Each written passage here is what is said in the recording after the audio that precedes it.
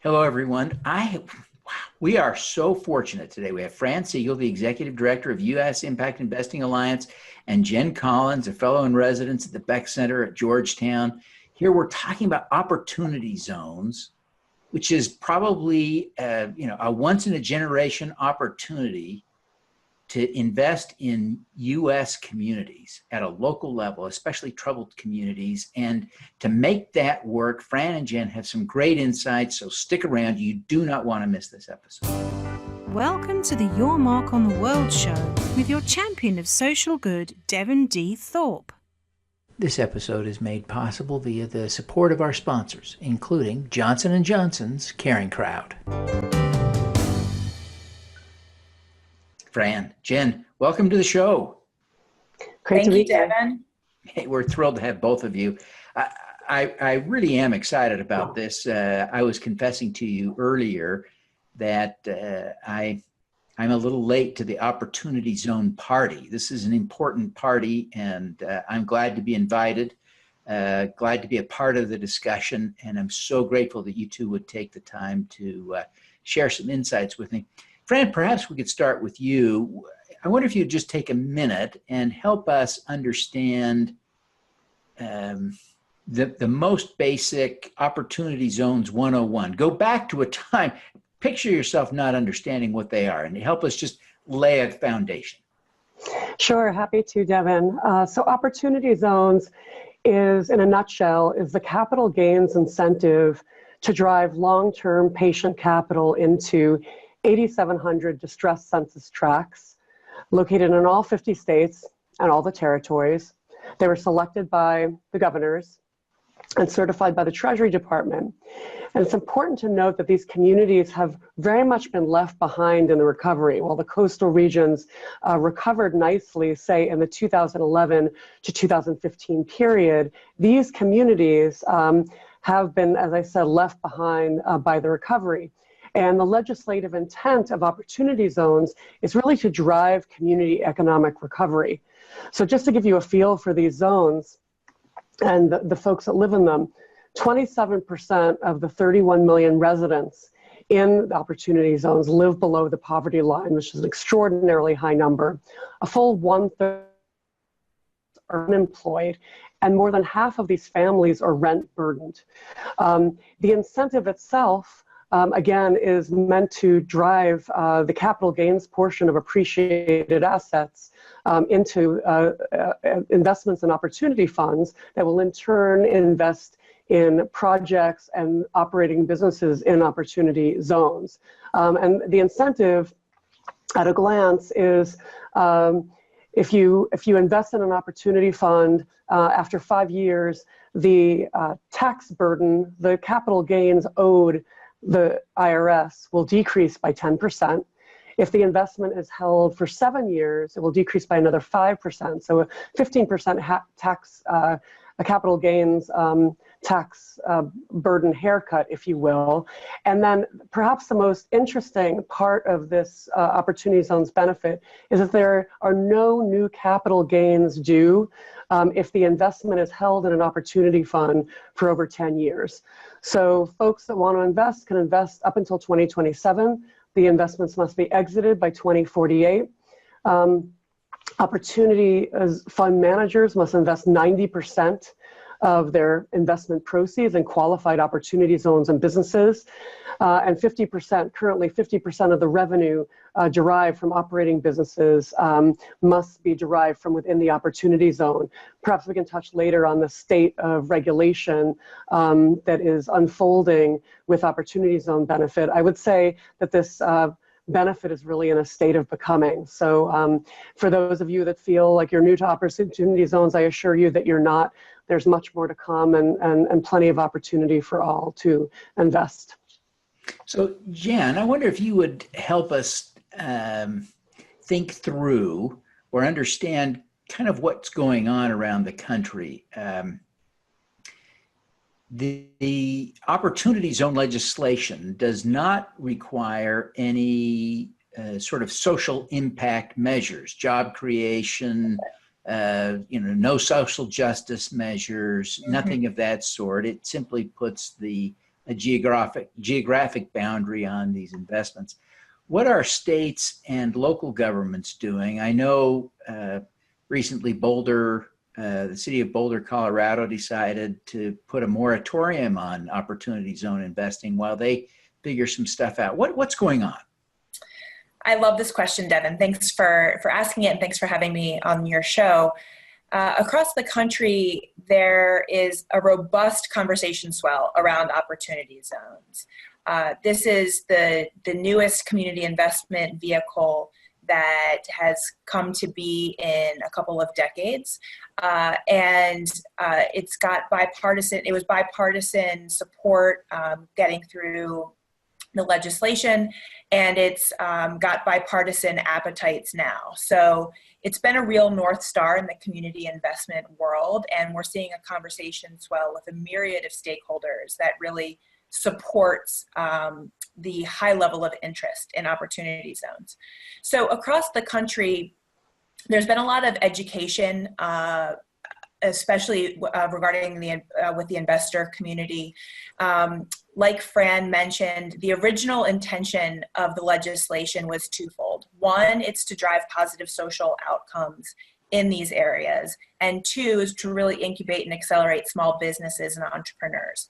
When the legislation crossed the finish line, all of that impact requirement, data requirement, and transparency was stripped out of the legislation. So enter the work of the Beeck Center and the U.S. Impact Investing Alliance. And what our work in opportunity zones is to really amplify and accelerate the impact voice across the landscape to really support the original intentionality of the legislation. And we're doing that through really just educating on ways to drive impact across the landscape. So there are a myriad of ways to do it. There are a multitude of stakeholders who are interested in it. The U.S. Impact Investing Alliance and the Beeck Center teamed up together and launched an opportunity zone reporting impact framework that we launched last month with, we were proud to say, with over 30 contributors. So that was foundations, it was wealth platforms, it was local community intermediaries, it was local governmental leadership who helped inform the impact framework as the users and stakeholders. And it's our hope that that's going to be a widely adopted tool to really get impact across the landscape. And we've had early indications that that is the case. So there are folks who are really doing interesting things across the country. Opportunity Alabama is a really interesting case study in amplifying the voice of the needs of that state. Baltimore has an opportunity zone coordinator and a gentleman by the name of Ben Seegull. So we're seeing different initiatives, and we're seeing the use of our impact tool and framework from both the investor community and the local leadership. Fran, I wonder if you can give us a specific example or two, just so we have some clarity. What would you see as examples of investments that qualify under the law, under the federal law, tax code, for the opportunity zone treatment and benefits that you would like to discourage, and the sorts of investments you would like to encourage using by virtue of applying your metric and thought leadership on this opportunity zone issue? Mm-hmm. Sure. As Jen mentioned, data collection, impact outcomes was stripped out of the statutory language. And we're hoping that over the course of the regulatory process that data availability, investment transparency, and impact accountability will be re-imbued into the requirements.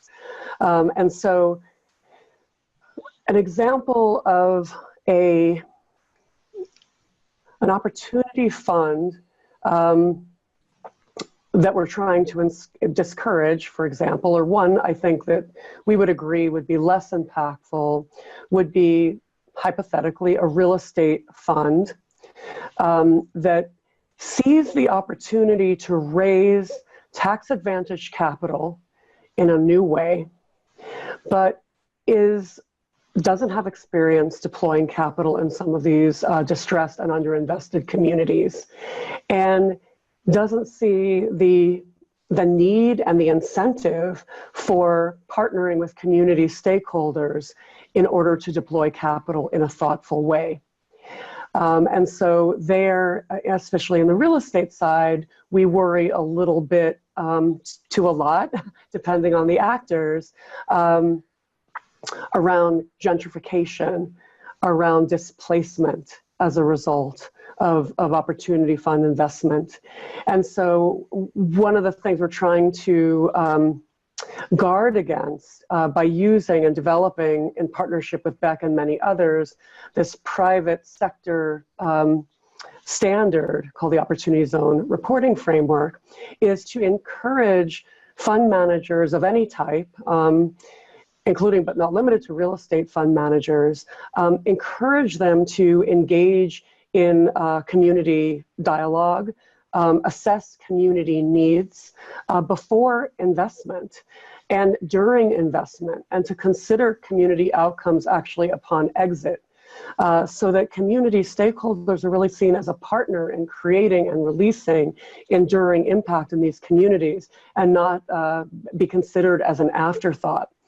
I would say a potentially good actor could be an affordable housing developer or a venture fund that really sees the opportunity and the assets that the strong assets that we believe are resident in these communities, and work with folks that really understand how to deploy capital in these markets, work with local government, work with community foundations, work with community stakeholders to deliver benefit. We fundamentally believe that community stakeholders and engaging community stakeholders can mitigate investment risk, can drive investment returns, and clearly will also drive impact outcomes. So we think that that is a virtuous cycle. And as Jen said, we seek to educate a range of stakeholders, including opportunity fund managers, on this topic. So Jen, as you think about this tension between community redevelopment and gentrification, how do you guide a developer, an investor, to be thoughtful about navigating that? Sure. I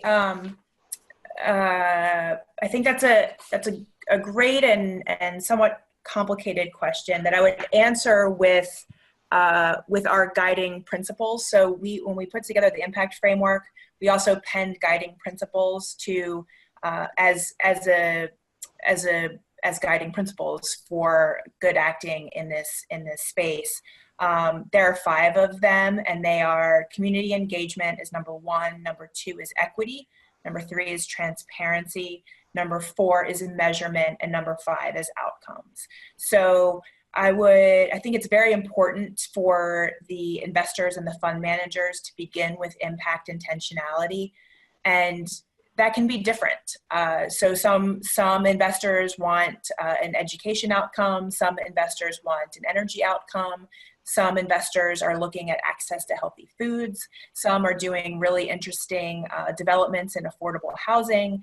And so as the U.S. Impact Investing Alliance, as Fran and I partnered together in coming up with our impact framework, it was really important for us to get the framework socialized with the stakeholders that we've already talked about.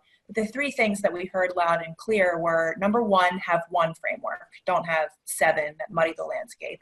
Number 2, make it simple. And number 3, make it flexible so that you can guide investors, mayors, local stakeholders, other resources towards any positive social outcomes that they might want to see in these neighborhoods.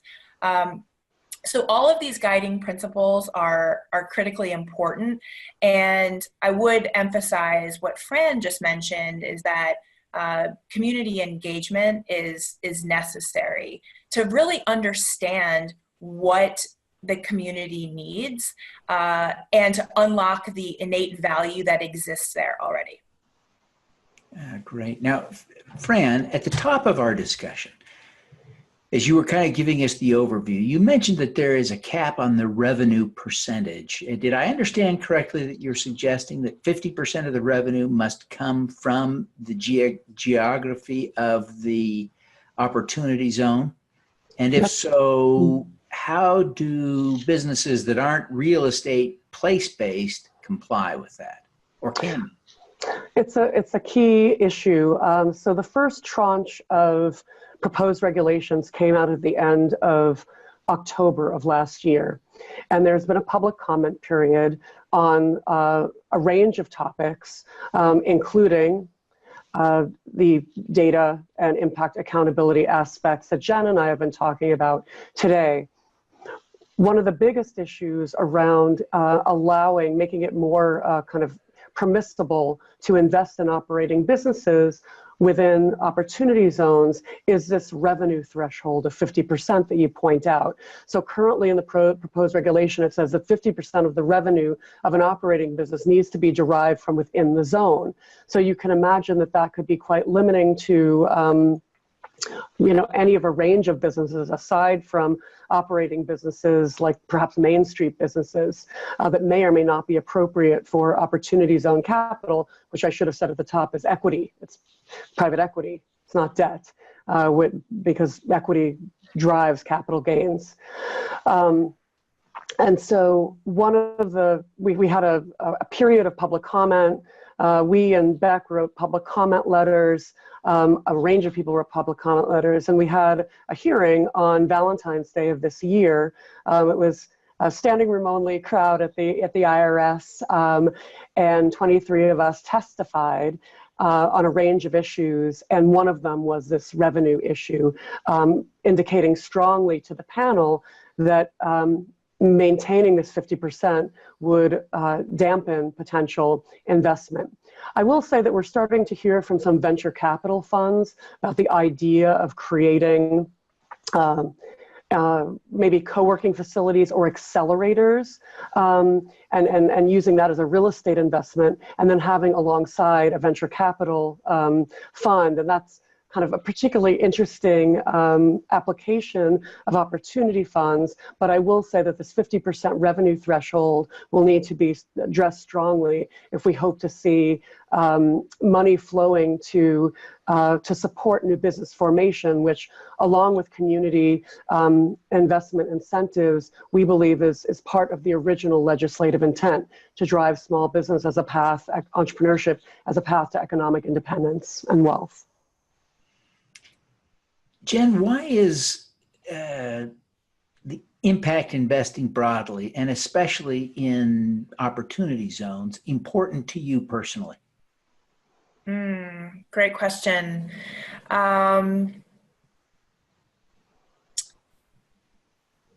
Because I believe in the value of every human being on this planet. And I believe that systems are working, and there's been some design flaws. And so my team at the Beeck Center, I sit within what we call the Fair Finance team. And so my larger team here at the Beeck Center does a lot of investigation on these systems that perpetuate inequity.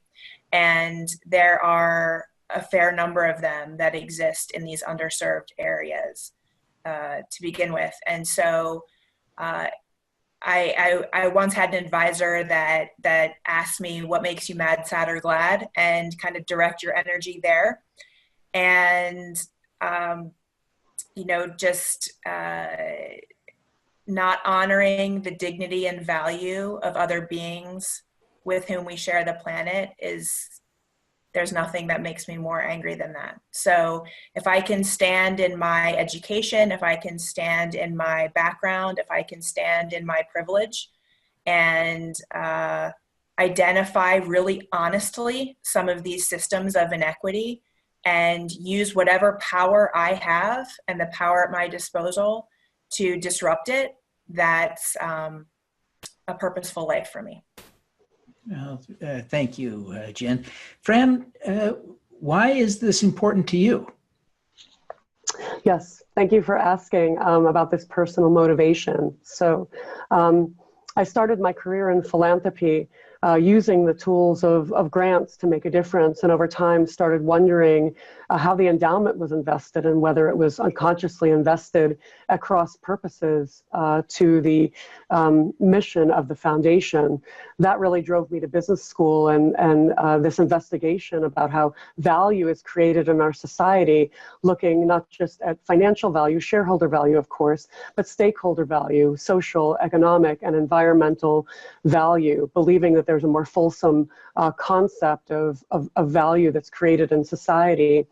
And since that time, since graduation, I've been working in this area and have a fundamental contention that grant capital and government aid is insufficient to address the pressing social, economic, and environmental issues of our time, whether it's climate change, whether it's the income inequality, whether it's a kind of an uneven playing field or a broken system that Jen was talking about. We need to mobilize the trillions of dollars under management, our investment capital, to be in alignment with our values. And that's really what drives me personally, as a more fulsome and simultaneous creation of different types of value.